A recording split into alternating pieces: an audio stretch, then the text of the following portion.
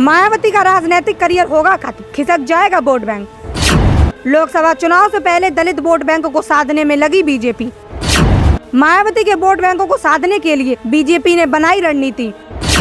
भाजपा की इस सियासी चाल से अखिलेश और मायावती की मुश्किलें बढ़ी।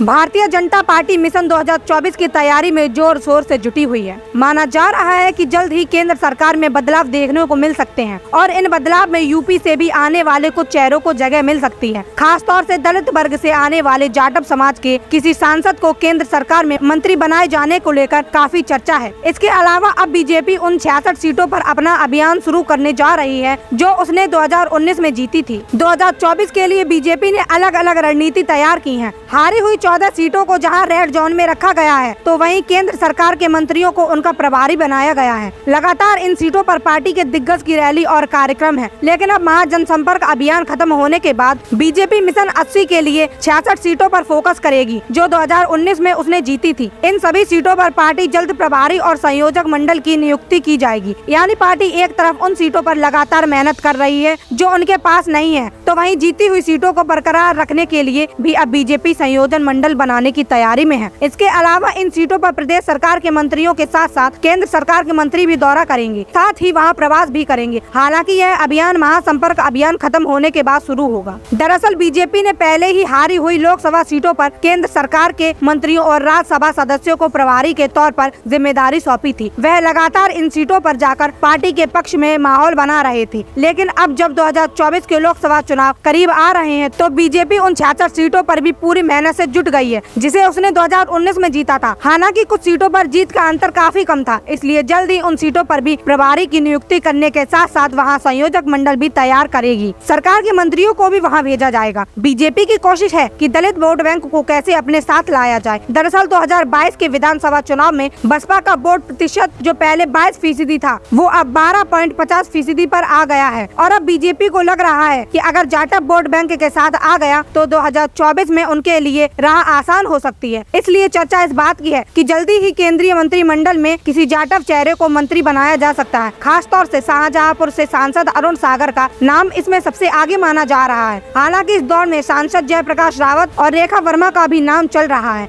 Bureau report, news crowd.